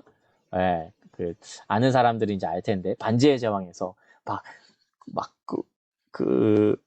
회색의 간달프는 그냥 동네 아저씨 같고 좀 그런 느낌이었다가 순백의 간달프 빛처럼 흰색 말 타고 나타나가지고 엄청 빛나는 그러한, 그리고 그의 눈은 불꽃 같다, 이런 표현들도 나타내겠죠. 어떤 위험 있는 모습이에요. 깨재재한 옷 입고 있으면은 뭔가 이렇게 좀 거시기해 보이잖아요. 근데 진짜 뭐랄까요, 진짜 순백에 마치 다가가기도 좀 어려울 만큼 너무 순백에 내가 결코 옷을 만질 수 없을 것 같은 또 그런 느낌의 옷이랄까요? 그런 느낌의 모습이랄까요? 제사장이 입는 긴 어떤 발에 끌리는 옷, 근데 거기에 왕의 복장을 좀 의미하는 왜 금띠를 또 두르고 있고, 근데 머리도 희어, 그리고 눈이 불꽃 같대. 자다 일어나가지고 다크서클 이런 게 아니라 불꽃 같아. 부리부리해. 다 잡아먹을 것 같아. 이런 같은 그러한 눈빛으로 지금 살아있는, 지금 모세 지금 완전 살아있는데, 그래서 모세의 눈빛이, 그래서 나는 지금 모세 보이거든요. 모세 살아있어. 그냥, 그렇지. 그래. 손도 흔들고 불꽃 같아. 예. 약간 상원이의 눈빛은 조금 애교 섞인, 마시마로 같은, 그런 눈빛이에요. 살짝. 그런 느낌. 네. 그것도 나쁘지 않습니다. 이런 그 위험 있는 모습으로 예수님이 그려지고 있죠. 그의 발은 풀무불에 단련한 빛난 주석 같고, 그래서 저도 이게 해석하기가 쉽지 않아요. 이제 서희도 목사님 이게 어떤 말이에요? 라고 이제 질문도 했었는데, 어떤 뭐 겸손을 가리키는 겁니까? 뭐 그런 얘기 있었는데, 어떤 주석에서는 이렇게 이야기를 해주고 있더라고요. 여러분, 전쟁이 나면은, 전쟁에서 당시에 이제 승리를 하게 됐을 때, 우리로서는 지금으로서는 좀 잔인하다고 할 수 있지만, 당시에는 전쟁에서 승리하면은 적장의 목을 베는 거예요. 그쵸? 적장의 목을 베고, 그리고 나서 그 적장의 이제, 얼굴을, 머리를 어떻게 하죠? 발로 밟는 거예요. 예. 그래서 승리를 상징하고, 그리고 적군에게는 어떤 굴욕을 주고, 너희가 이렇게 패배했어. 라고 하는 모습을 보여주게 되는. 그래서, 이 풀무불에 단련한 빛난 주석 같고, 요거는 이제 좀 세번역으로 보시면은, 풀무불에 달구어 낸 노새와 같고, 라는 어떤 그런 의미거든요. 그러니까 어떤 강한 그 발을 상징한다. 이렇게 보게 되죠. 아마 이제 그 발이 보였으니까 그 앞에까지 치렁치렁한 것은 아니고, 그, 뒤로, 그러니까 그러니까 뭐죠, 이렇게, 뒤로 이렇게 발에 끌리는 옷은 좀 뒤쪽으로 나와 있고, 그 왕이 입는 것처럼, 앞쪽에는 신발이 보이는 그런 모습이었던 것으로 상상해 볼 수 있습니다. 그의 음성은 많은 물소리와 같다. 이제 많은 물소리는 에스겔 선지자도 언급한 바 있어요. 에스겔 1장 24절에 생물들이 갈 때에 에스겔이 이제 하나님 나라 그 천국 보좌의 환상을 보거든요. 그때에 내가 그 소리를 들으니 많은 물소리가 같다. 근데 여기 때는 날개 소리를 들으니 많은 물소리와도 같으며, 뭐 이런 이야기도 하고, 또 에스겔 43장 2절, 그러니까 에스겔 초반부와 에스겔 마지막 부분에 두 번의 하나님의 나라의 환상이, 천국의 환상이 보이거든요. 그때의 에스겔 43장, 2절 말씀에 그 하나님의 음성이 많은 물소리 같고 땅은 그 영광으로 말미암아 빛나니라고 하면서 어떤 위험 있고 웅장한 그런 소리. 여러분 폭포수 혹시 들어보셨습니까? 그냥 이런 물 따르는 거 뭐 쪼로로로 요 소리 말고 거대한 웅장한 물소리가 막 쫙 나오는 그러한 위험이 있는 그런 목소리로 계속해서 이 요한계시록이 묘사되고 있죠. 그의 오른손에는 7별이 있다. 7별은 어떤 일곱 지도자를 의미한다. 일곱 감독을 의미한다. 이렇게도 이야기를 하죠. 그리고 그의 입에서 좌우에 날선 검이 나오고, 그래서 어떤 말씀, 입에서 나오는 거기 때문에 입에서 나오는 그 말씀의 권위, 찌르는 것, 뭐 이런 것들도 상징하고, 얼굴은 해가 힘있게 비치는 것 같더라. 막 텔레토비야, 텔레토비, 이렇게. 그래서 저는 이제 갑자기 그게 생각이 났는데, 텔레토비가, 저의 이 계시록의 환상을 좀 망쳐놓은 것은 아닌가. 근데 이때 당시에 이 사람들은 해같이 빛나는, 얼굴이 밝은 빛난다라고 하는 것은 감히 막 쳐다볼 수도 없는, 뭐, 그런 것을 상징을 하죠. 그래서, 당시에 이제 헬라 문헌에 보면은 신들을 향하여서 신들은 태양이나 광선같이 좀 빛나는 것으로 묘사했다고 합니다. 그래서 해가 힘있게 비치는 것처럼 보인다. 그래서 자 보십시오. 지금 앞으로 가보시면은 성령의 감동에 되어서 큰 음성 소리를 뒤에서 지금 들리는 거야. 뒤에서 들리는데 이르되 이것을 써라. 그래서 그런 소리가 났어. 그래서 어떻게 하는 거야? 지금 뒤돌아보는데 그 모습들이 보이는 거예요. 딱 뒤돌아보자마자 7금초대가 보이면서 7금초대 사이에 인자 같은 7금초대의 그 뒤에 실루엣이 보이면서 엄청 위험 있고, 그리고 뭐 왕 같은 분, 그리고 엄청 순백의 그런 모습으로 불꽃 같은 부리부리한 눈을 가지고 어떤 원수의 목을 이렇게 밟는 것 같은 권위 있는 어떤 그리고 폭포수 같은 음성 소리가 이제 막 들리면서 해같이 빛나는 이런 모습들. 자, 여러분 보십시오. 이게 다 왕이신 예수 그리스도를 지금 묘사하고 있는 내용입니다. 자, 이거 내가 볼 때에 어떻게 되냐면은 그의 발 앞에 엎드려 죽은 자 같이 되매 그 위험 앞에 눌리는 거예요. 네. 그 광대하시고 엄청난 위험 앞에 아무것도 아닌 존재가 되는 겁니다. 여러분, 그 엄청난 큰 스케일 앞에 되게 자금을 느끼잖아요, 우리 인간이. 뭐 그랜드 캐년 뭐 저는 가보진 않았지만 가보신 분이 계시다면은 그 대자연, 광활한 자연 앞에 인간이 진짜 보잘것없구나. 큰 폭포수 앞에 진짜 보잘것없는 요만한 그런 거구나. 예, 그런 것을 느끼는 것처럼 우리가 이 큰 위험 앞에 요한이 지금 마치 죽은 자처럼 엎드러지는 거예요. 그리고 또 뭐랄까 이사야가 성전의 영광의 환상을 보면서 화로다 나여 망하게 되었도다. 성전의 큰 영광 가운데 거룩하다 만군의 여호와 주 영광이 온 땅에 충만하도다라고 외치는 그런 모습 속에 아이고 내가 그 영광을 보니 내가 망하게 되었다. 내가 부정한 입술인데 내가 망하게 되었다. 제단 숯불 내 입술에 되지 않으면은 이제 다 죽은 인생들. 예, 그런 모습으로 딱 있는데 그가 오른손을 내게 얹고 얼마나 멋있어요. 예, 탁 얹는 거예요. 브라더, 형제요. 그러면서 이제 그의 오른손을 그 오른손 아까 뭐가 있었어요? 보세요. 오른손을 그 이제 보시면은 일곱 뼈를 딱 들고 있는 그분께서 뭐 일곱 뼈를 놓고 하셨는지 뭐 몰라요. 어쨌든 그 일곱 뼈를 들고 있는 그 권위 있는 모든 그 권세를 잡고 있는 그 오른손을 이렇게 딱 머리에다가 머리인지 아니면은 아니면 안수하셨는지 어깨에 대셨는지 잘 몰라요. 근데 얹고 이르시되 두려워하지 말아라. 나는 처음이요 마지막이니 곧 살아있는 자라. 네. 여러분 보십시오. 요한은 예수님의 제자예요. 그렇죠? 예. 그 빛나는 영광스러운 그 부활의 그러니까 예수님이 십자가 달리시기 전에도 봤어요. 그리고 예수님 가까이에서도 있었던 자입니다.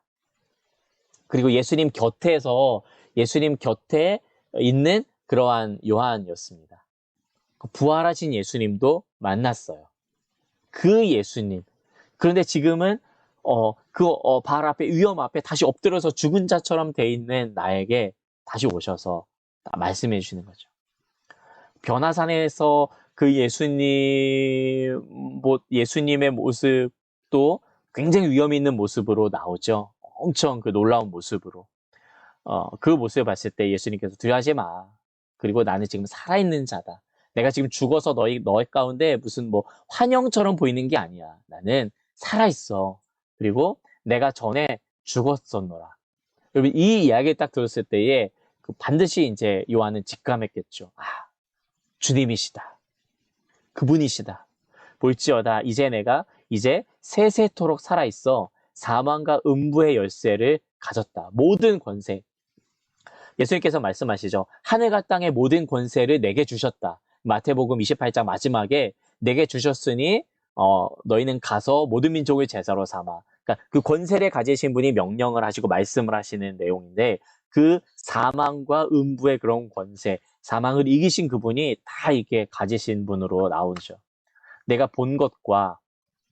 그러므로 내가 본 것과 지금 있는 일, 장차 될 일을 기록하라. 예. 내가 보고 있는 것, 지금 보고 있는 것, 그리고 지금 있는 일은 현재 일어나고 있는 이 상황들에 대한 어떤 것이고, 장차 될 일은 당연히 예언에 대한 내용들이죠.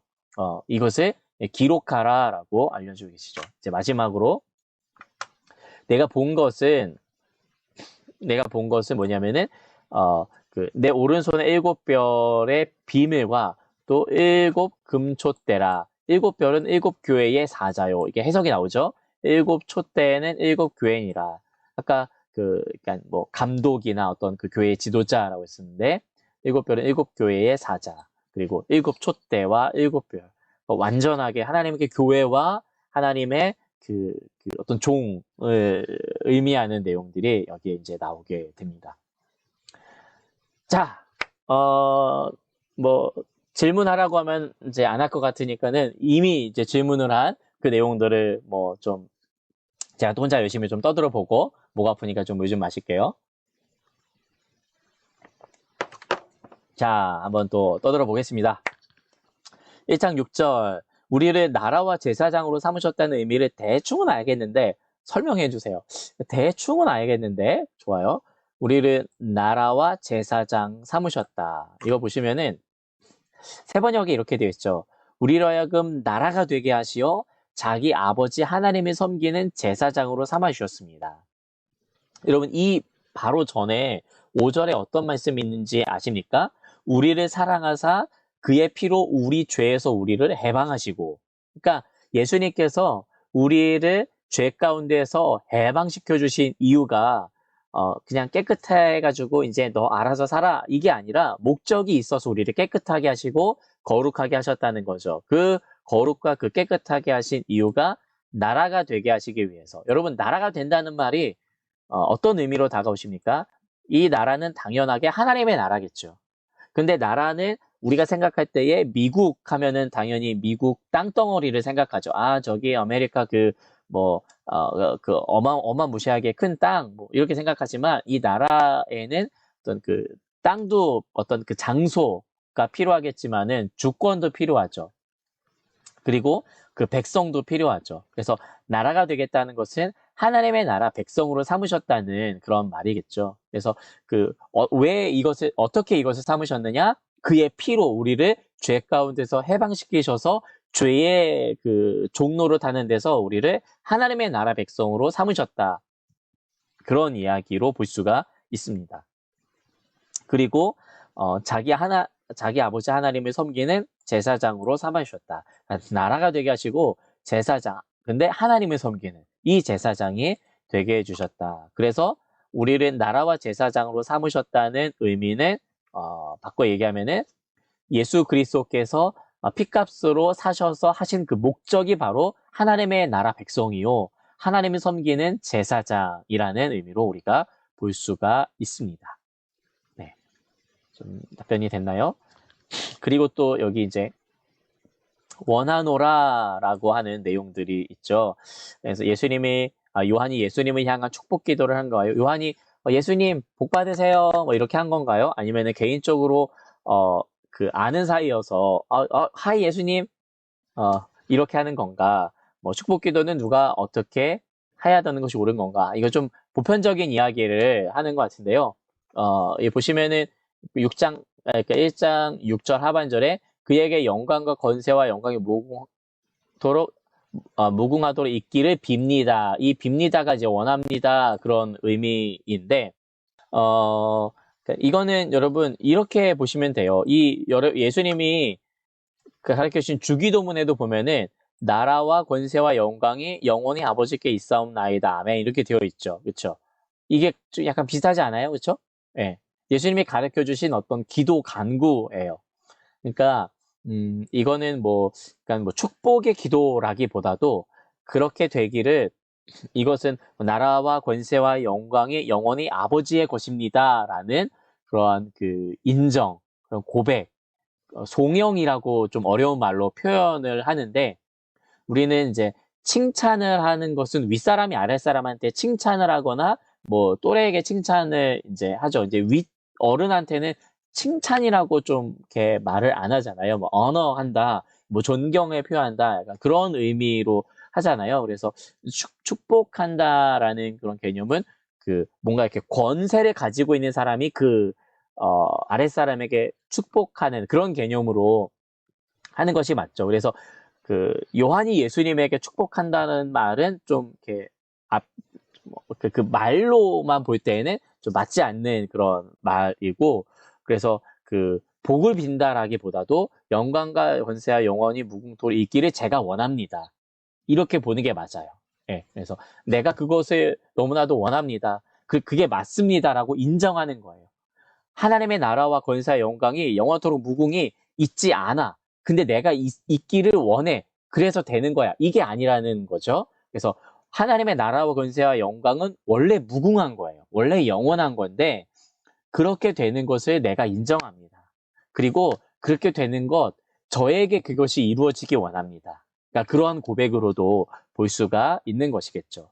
그리고 이제 조금 이제 다른 맥락에서 축복 기도는 누가 누구에게 어떻게 해야 옳은 건가요? 사실 이제 축복 기도의 요 자를 따면은 뭐죠? 축도예요. 그렇죠? 그래서 그 교회에서 우리는 그 예배의 형식 가운데 축도가 있죠. 예. 그래서 축복 기도는 보통 그 어떤 그 장자권을 가지고 있거나 어떤 그 복을 내릴 수 있는 권세를 가지고 권위를 가지고 있는 사람이 축복을 하죠. 마치 이제 그 족장 시대 때 창세기에 그 아버지가 자식에게 축복으로 기도하는 것을 떠올려 보시면 됩니다. 네, 그런 모습으로 보시면 되고, 그럼 우리들은 축복 기도하는 게 뭐 안 되는가?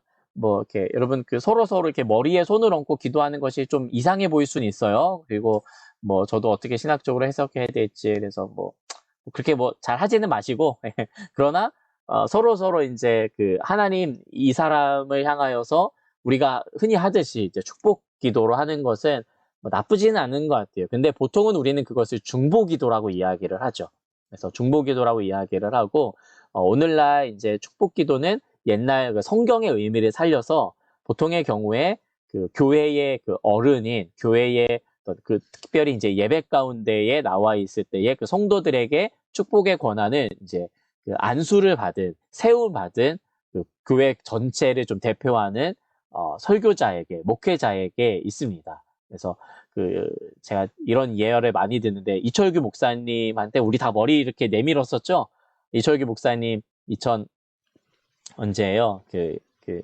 작년이었나요? 재작년이었나요? 작년이었죠. 작년에 이제 안수를 받으셨을 때에 안수를 받으시고 4부 예배 때 그 한번 이제 축도를 하신 적이 있어요. 그래서 그, 그 어떤 권한이 주어지는 그런 거죠. 거기에 있는 모든 이들에게 어떤 그 목회자의, 그러니까 부름받은 목사의 권위로서 이렇게 할 수 있는 거죠. 근데 여러분 서로 많이 축복해 주세요. 뭐 축복합니다. 축복합니다. 뭐 이런 말들 뭐 지금 그 영은이가 그 모세의 머리에 이제 손을 얹으면서 이렇게 축복합니다. 이게 나만 보이나? 다 보이는 건가? 예, 그래서 뭐 그렇게 하기도 했습니다.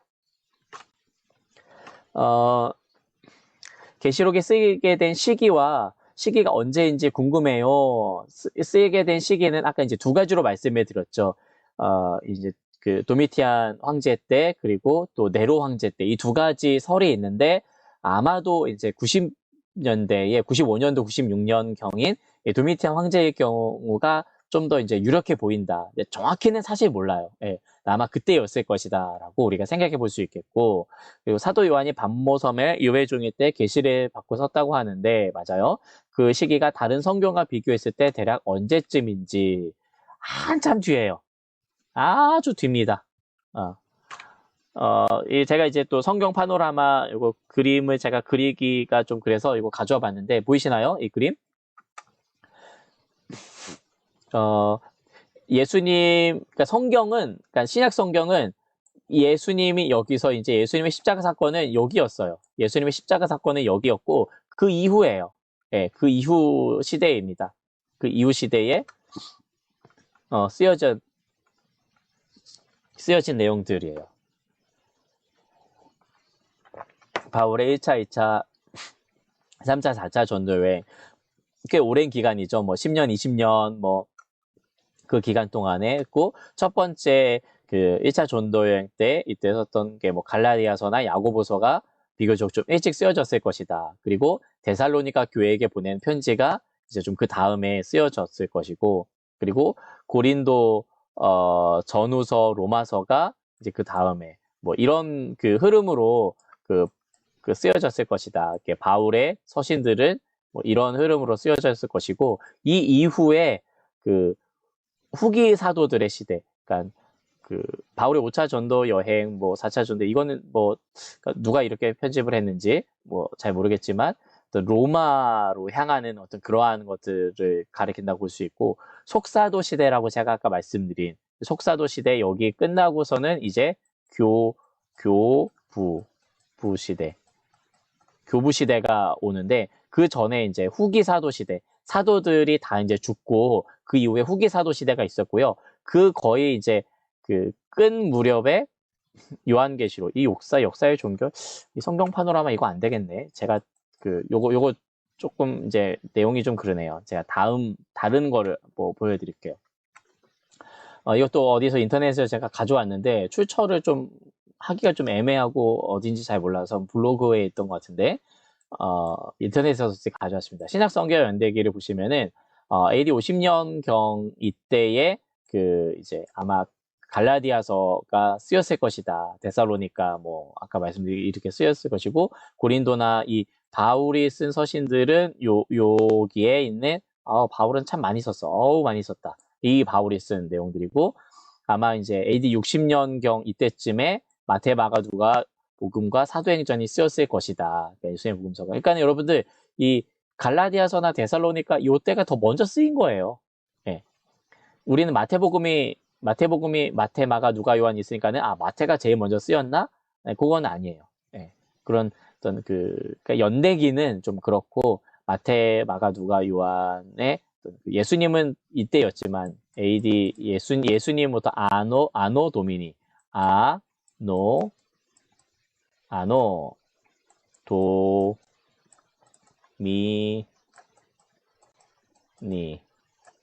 아이고 어렵다. 자, 아노 도미니는 아노는 해, 년이라는 의미고 도미니는 도미누스, 도미눔, 주님의 그래서 주님의 해. 그래서 AD라는 말은 주님의 해라는 말이에요.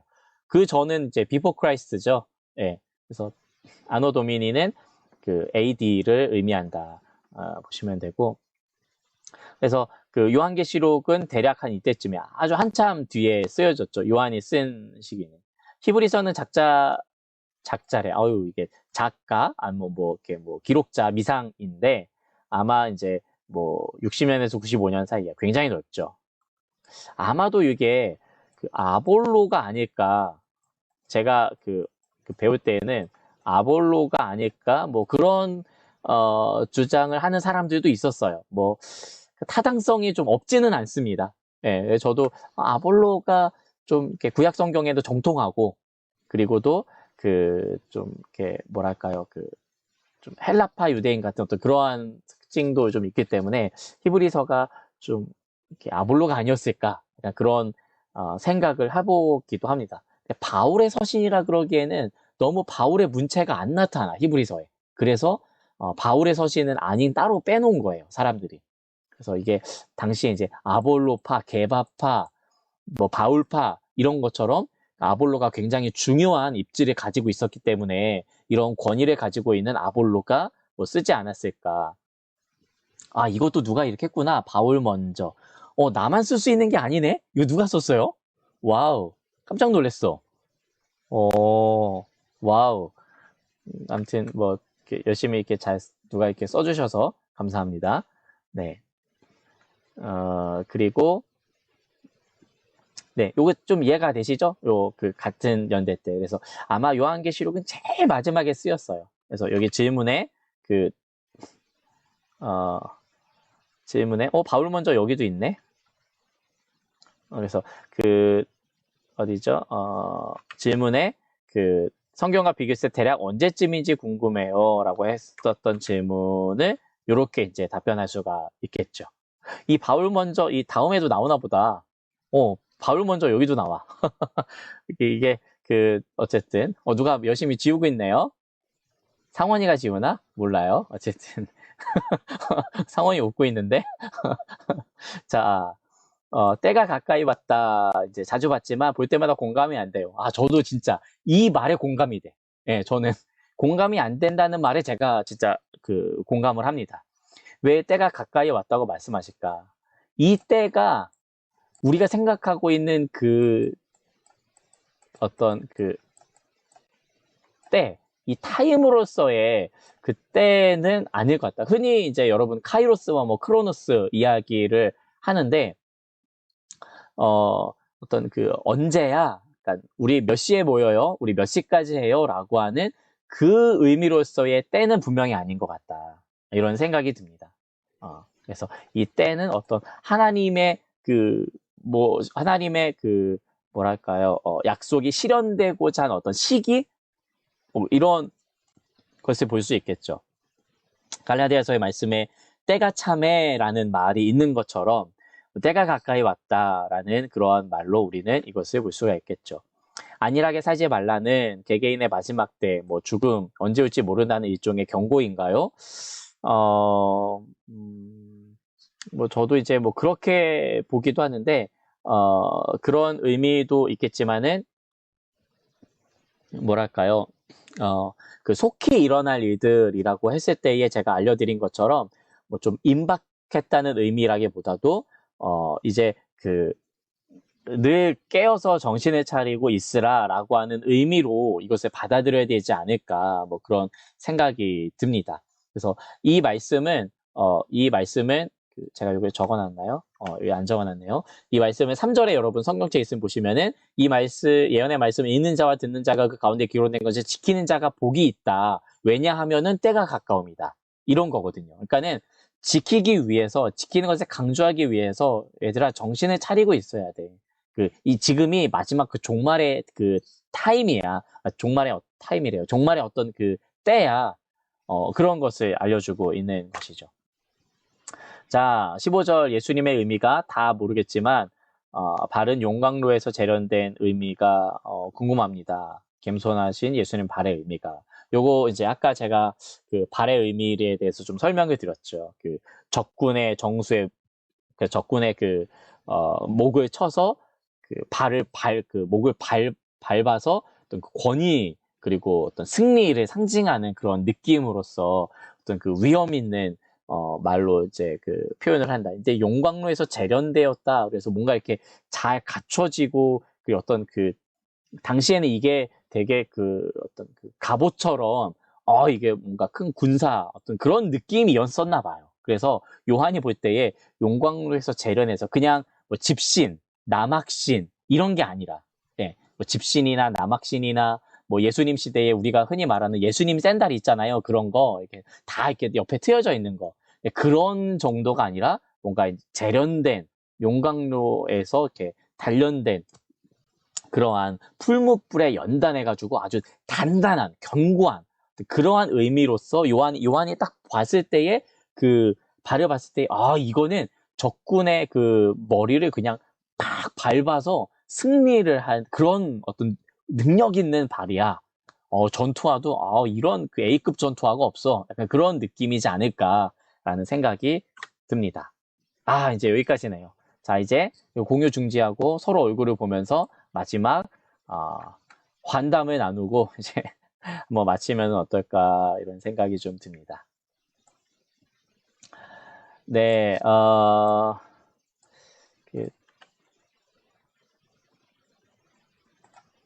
잉크 주석을 제가 다 이렇게 써있네요.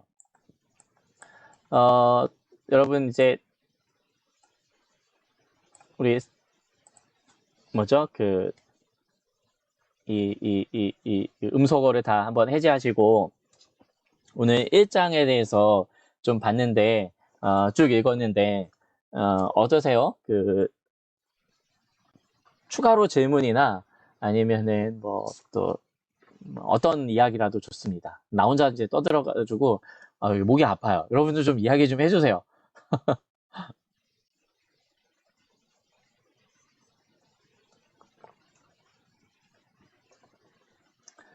한번 만나야 될 것 같아.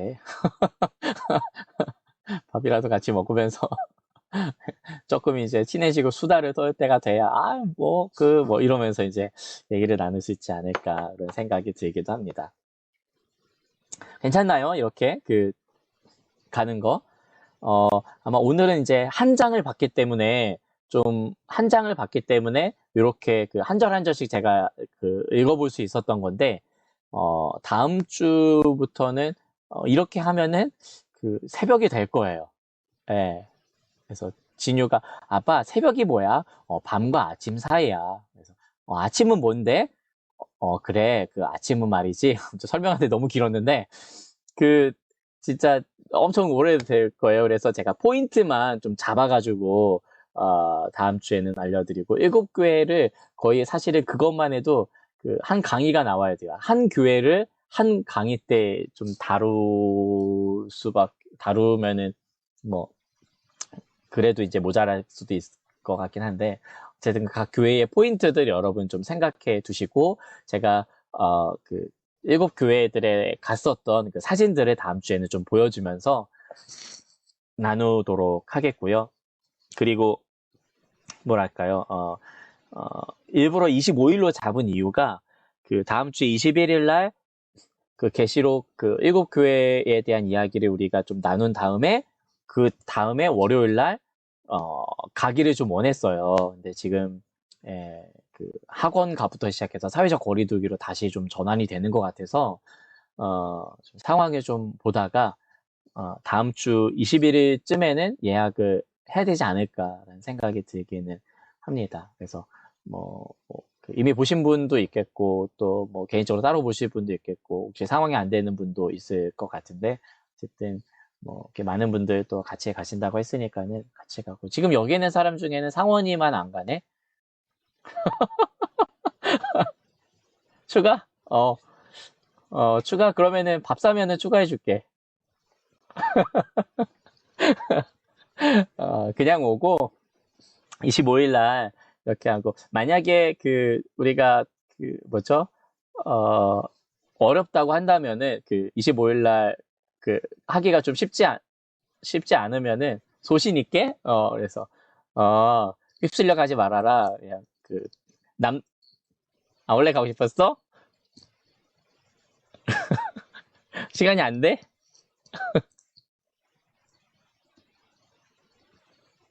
어 근데 그 뭐지? 너무 스크롤 야 이렇게 그 화면이 압박되잖아. 이렇게 네 얼굴을 전체를 이제 입술을 그 가까이 대매면 어떻게 하라고? 약간 뽀뽀하는 것처럼 이렇게 훅 다가오는데 어우 야 부담스럽다 야. 멀리서 해도 다 들려. 그래요. 어, 그, 어, 다음 주, 한번 다음 주 주중에 보시죠. 제가 볼 땐 지금은 좌석이 있는 것 같고요. 좌석이 있는 것 같고, 저희가 이렇게 다 볼 수는 있을 것 같습니다. 특히나 월요일은 잘 안 가더라고요. 그래서, 하고, 좀 요즘 연극 공연계가 좀 많이 어렵다고 하는데, 이 좋은 공연을 저희가 같이 가서 또 볼 수 있으면 좋고, 지금 제가 그날은 혹시나 몰라서 이제 스타렉스도 예약을 해놔서 가실 수 있는 분들은 야탑에서 출발하시는 분들은 같이 갔다가 거기가 압구정이거든요. 그래서 같이 갔다 같이 오고 아니더라도 그 분당선 이렇게 쭉 갈 수 있으니까. 근데 제가 스타렉스 생각했던 이유가 괜히 지하철이 오히려 더 뭐랄까요? 이렇게 감염 그런 거 될 수 있으니까는 대중교통보다는 오히려 이제 차 한 대로 같이 가는 게 제가 딱 타시기 전에 손 소독제 드릴게요. 이렇게 딱 이렇게 소독하고 마스크 착용하고 물론 이렇게 해봐야 밥 먹을 때 다 벗어. 그래서 밥 먹을 때 다 벗게 되더라고요. 이렇게 어쩔 수 없지만 그렇습니다. 오늘은 한 장밖에 안 읽었지만 이번 주는 다음 주에는 여러 장을 읽을 거예요. 이렇게 많은 장을 읽어가면서 다음 주에도 사실 2장이긴 하지만 2장, 3장 제일 많이 읽을 때가 6월 18일 날 15, 16, 17, 18, 19 5장 이때가 이제 하루에 한 장씩 읽어야 되는 그 외에는 아마 3장, 4장 다음 주에는 이제 2장 이렇게 읽게 될 텐데 질문들을 많이 해주시고 질문을 제가 의무적으로 하나씩 해주세요라고 하려다가 이미 질문이 올라오기 때문에 지금 질문하는 것도 지금 5개 올라가지고 그것도 좋아요. 그래서 질문이 여러분 자유롭게 해주시고 여러분의 질문을 한 3개씩 해주셔도 그냥 30개 질문이 올라오잖아요. 분명히 겹칩니다. 제가 볼 땐 분명히 겹쳐요. 그래서 어쨌든 질문 많이 해주시고 저도 다음 주부터는 여러분들이 다 읽었고 그걸 전제하에 질문을 중심으로 이렇게 좀 확장해가고 질문 그 문맥 이런 식으로 좀 들어가면은 더 좀 재밌지 않을까 그런 생각을 해보게 됩니다. 이 책 다 지난주에 받아가셨죠? 교회에게 하고 싶은 말 책은 이제 쭉쭉 읽어 가시고요. 뭐 지금은 일단은 그냥 쭉 계속 여러분들 읽어 가시는 걸로 이렇게 알고 있고요. 나중에 이 책에 대해서 이야기를 할 날이 있지 않을까 싶습니다. 수인이도 지금 딱 책 들었는데 여기 2부 보시면은 성경은 지금도 교회를 말한다. 네, 계속해서 교회를 향해서 말하고 있는 우리의 교회는 안녕한가? 네, 안녕하지 않은 것 같아요. 어떻게 해야 될까요? 마지막에는 흔들리지 않는 교회가 되십시오. 막 흔들려. 뭐에 흔들리는지 모르겠지만은 막 흔들려. 그래서 아무도 안 흔드는데 혼자 막 흔들리는 사람도 있어요. 예. 뭐 그럴 수도 있는데 흔들리지 마시고 반석 위에 굳게 서는 거는 말씀 위에 굳게 서는 거죠. 그거밖에 없습니다. 여러분 그렇게 시간들을 잘 보내실 수 있으면 좋을 것 같습니다. 혹시 뭐 질문이나 하고 싶은 이야기? 모세 잘 들었어? 오케이. 그래요. 맞아요. 서희 오늘 조금 늦게 왔는데, 서희,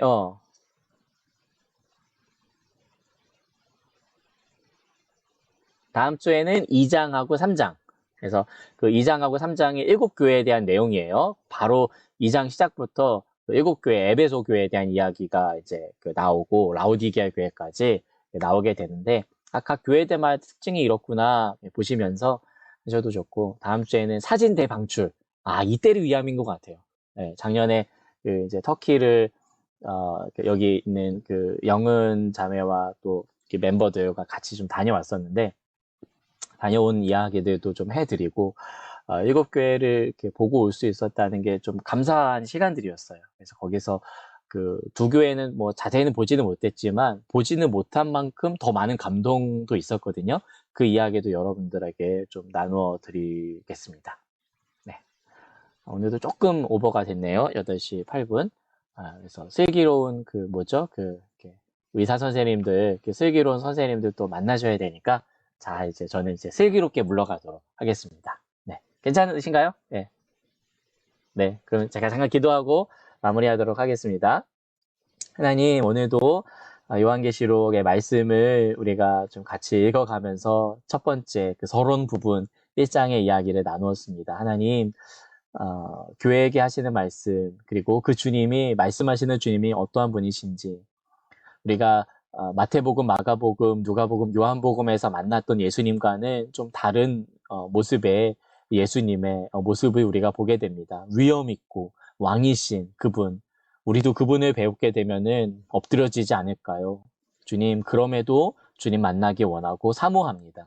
그 끝날 처음이요 나중이신 그분, 임마누엘이신 그분을 우리가 사모하고 만나 뵙기를 소망하며 오늘도 간절히 하나님만을 바라며 그 나라를 따라가 그 나라를 추구하는 우리 모든 성경 공부반 학생들 될 수 있도록, 그리고 우리 청년들 될 수 있도록 임재하여 주시고, 코로나 때문에 많이 어렵고, 그리고 지금이 정말 그 끝날인가, 주님이 다시 오실 날인가 생각하는 이때에 그럼에도 우리는 흔들리지 아니하고 교회로 살아가며 반석 위에 굳게 서는 우리 자신들, 그리고 우리 교회가 되게 하여 주시옵소서. 평안한 시간 이 밤 되게 하여 주실 줄로 믿고 예수님 이름으로 기도드립니다. 아멘.